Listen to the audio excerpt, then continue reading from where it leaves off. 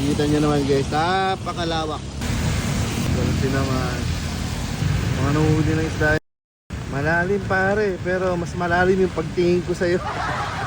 Marami pala dito sa ilog ng Marikina yan, no? Medyo invasive species yan guys. Eto na guys, ang itsura dito sa may Marikina City. Ito po yung sa Marikina guys. Ito yung papunta naman na Riverbank Center. Ayan po. Dito tayo sa taas ng Marcos Highway. Dito tayo sa may tulay. O eto, paggabi, makita yung tubig kaya medyo maputik. Ayan, nililinis na po nila, oh. Buti naman, oh. Pero hindi sila ipapadaan dun muna kasi nililinis pa. Kasi baka madulas yung mga motorsiklo kaya winawalis. Dito kasi guys pag bumaba, yung putek sobrang dulas, medyo pino. Kaya pwede ka yung masemplang. Ayan, bawal dumaan. So iikot tayo doon. Iikot tayo doon sa may taas. Ang kapal na rin ang putek kagabi kasi nandiyan na yung tubig. Taas pa rin ang ilog natin at malakas pa rin ang agos. Po, galing yan sa Montalban, Rizal. Yung buong ulan, babagsak yan dyan. Kaya tumataas yung ilog. Ang bait na ng SM Marikina guys kapag mataas ang dito, yung ilog, yung mga nakitirang mga dito, residential sa mga gilid na barangay, pinapapunta niya yung mga sasakyan dyan. Kaya pinapayagan niya mag-evacuate. So, bait niya sa SM. Hindi yung di ba SM sa inyo? Tapos may libre pa yung charge dyan minsan. Saka yakap. Pag walang yung mayakap sa'yo, punta ka dyan. May libreng yakap. May yakapin ka ni Manong guys. Kakadil ka. Ihili ka pa. Punta lang kayo dyan. So yun na nga. Buti kaya nililinis na. Kasi nililinis na. Gamit yung bumbero.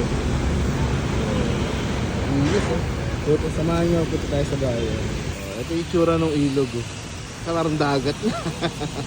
Ayan. Medyo lumapad siya kalsado to eh. Medyo lumapad na siya. Pero bumaba na to kanina umaga medyo mataas pa. Saka kahapon. Sobrang taas nito kahapon. Pero ngayon ayan lumabas na yung kalsada. May nangingisda nga. Ayan. Mga nanghuli ng isda. At malakas pa rin yung agos ng gagaling ng Montalban Rizal. Ayan. Galing doon sa Wawa. Siyempre kailangan alerta pa rin tayo dito. Mga tigang Marikina. Iba pa rin yung lakas ng agos. Pero buti naman medyo bumaba na. Hindi kagaya kahapon. Mga yun, mga nanghuli ng isda. Sniper, ayan o. Mga nanghuli ng isda yan guys. Marami kasi yung mga isda dyan yun o. Ayun, may nahuli kaya siya. Titignan natin kung may nahuli siya guys ha. May assistant pa o. Hawakan mo to. Eto na. Bagyena. Nahuli yata. Oh. Sabi papalag pa. Pero mahal kita.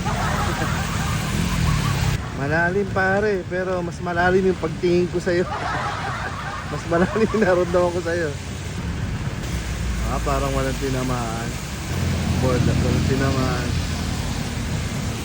Kita nyo naman guys. Napakalawak ng ilog natin yun. Pag bagyo talaga naman ganyan.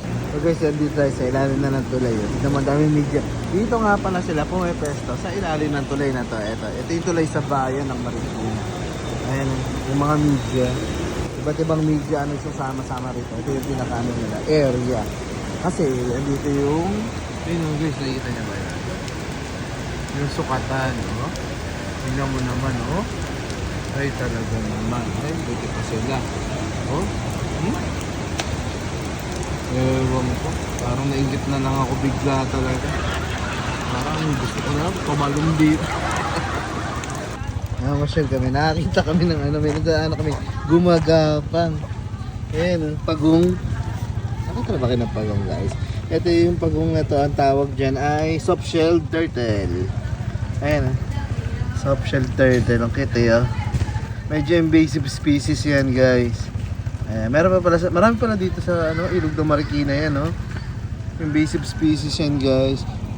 Kaya siya tinawag na soft shell. Malambot yung kanyang shell. Di gaya ng ibang pagong. Yung iba kasi matigas, diba? Kilala natin mga pagong na matigas yung kanyang shell. Pero ito po ay malambot. At mabilis siyang kumilos. Hindi yan yung pagong na mabagal. Yan yung mabilis kumilos.